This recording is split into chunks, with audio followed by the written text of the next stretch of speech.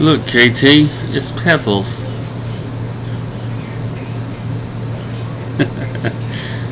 Oh boy, I really seem enthused, don't I? Alright, I'll let the peth-thals. I guess those are supposed to be dandelions, who the hell knows, you know. Yeah, got all these cool emoticons here. I just had a, not really. Or how would you like a nice licorice? Or I'm feeling kind of, or baby. Okay, enough with the gimmicks.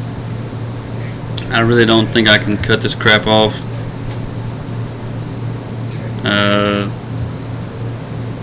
I can add more crap. There we go.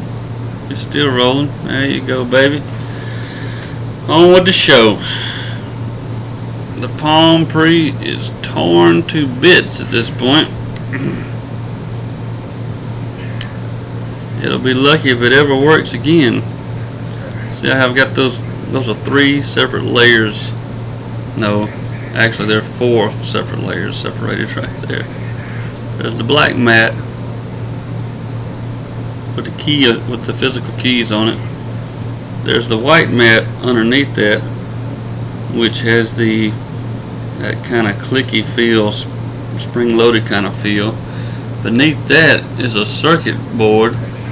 You know, integrated under that is a circuit board. Then there's a metal plate. I didn't find any kind of residue as I expected I might. Then there's a bunch of chips and boards integrated under that, and it's all trying to come apart on me right now. So I'll attempt to redo this video for the 7th or 8th time. The back plate had to come off first, as we all know. That's the induction part for the touchstone. Okay, then the battery had to come out, as you might have guessed. Alright, then the inner back plate had to come off. What I affectionately call C3PO. C3PO, I believe these little gold bits, that's the 3D antenna array. And I believe these 2 cables right here are the, one of them says GPS, the other one says div. So there's your radio antenna. Those are the cables that connect your antenna to your radio. Okay.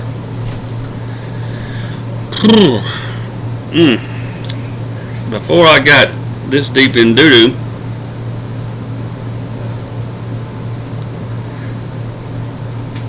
I got into some more doo-doo. For starters, I had to start this whole process with a special screwdriver. I had a T8. The smallest I had was a T8, star T8, and I had to go out and buy, especially for this, an $8 kit that came with this screwdriver, and this is a T5, a star T5. It has this handy little gimmick in this little container where my 6 little screws are stored. Here's the volume rocker for the, well, this is the volume rocker, plastic volume rocker that you actually come in contact with, and all that stuff is stored in the screwdriver. Wow. Yeah, what kind of drugs have I been doing today? And boy, it's got a lot of threads on it, boy. It stores it for you. Stores it securely for you.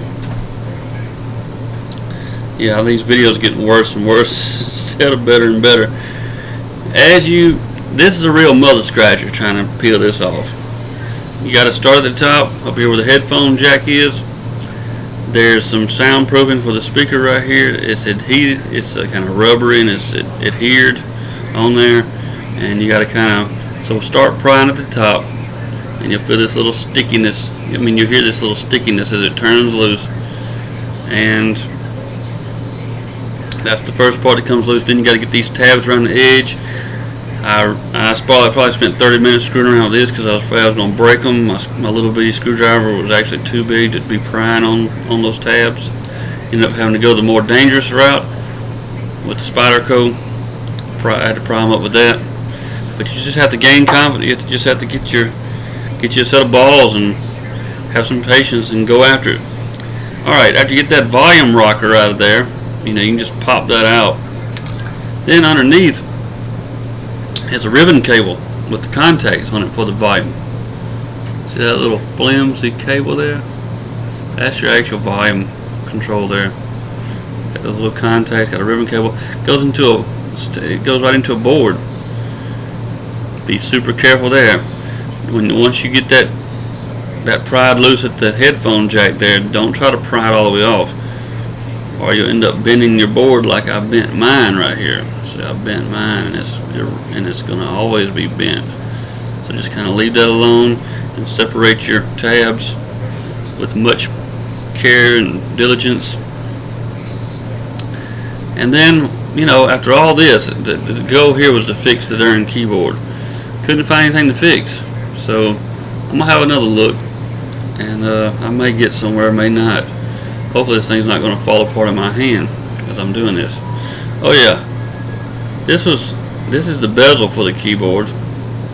Goes around the keyboard. Oh no, you can't see, can you? You have to. It slides under the screen, and it seems to be adhesive. It seems to have some adhesive on it. So I used my knife to go under there and kind of release the adhesive because it was kind of stuck, and I wiggled it back and forth till it came out. And it has hooks on the mat. The keyboard is on the physical keys are on a black mat, and they have hooks around the edge. These hooks go into the bezel. The bezel has hooks. Actually the mat has loops, and they hook into one another. But you can just have some patience and keep wiggling. It'll come free. Oh yeah, I wanted to mention that something that won't ever get fixed on this phone probably gonna go with the iPhone pretty soon because Pre 3 won't hurt and come out.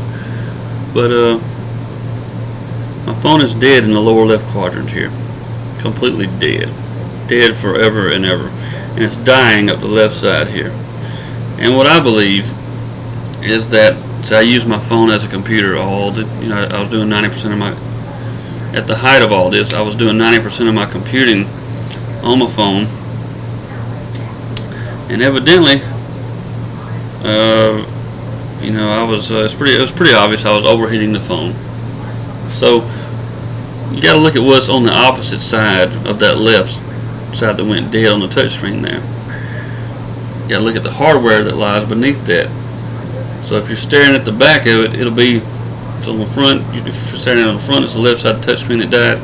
Looking at it on the back, it's going to be what lies directly beneath that is going to be the right side of the right bottom corner of the back. So whatever hardware is beneath that, that's what was regularly overheating on the Pre. I think it cooked my touch screen. I can say this, when I use my phone as a Wi-Fi hotspot for other devices, it get extremely hot indoors, so I had to take it out because I was trying to get that signal. I was trying to gain that 3G signal from Verizon through an aluminum wrapped trailer. Bad idea. Verizon 3G works great around here, but you got to do it outdoors. You can do it under a regular shingle roof, okay, but don't ever try to do this. Don't ever try to get a lot of data, while you're under a tin or aluminum, especially an aluminum wrapped roof. Eventually, but too late, we got a wireless router for the house here, which we'd never had before. But it was saving my phone, but it came too late. I think my phone had just overheated way too many times, and I don't think it was meant to stay on. I don't think the hardware build quality was enough for it to stand more than a year of the screen being on 8 hours a day. The phone, I love the Palm Pre, I love WebOS. But I've had my phone's been malfunctioning ever since April, so it's been 3 months now, and I put up with this crap, and it's really left a bad taste in my mouth. So I'm eager to find out what the iPhone experience is all about, But I love WebOS and I hate to leave it.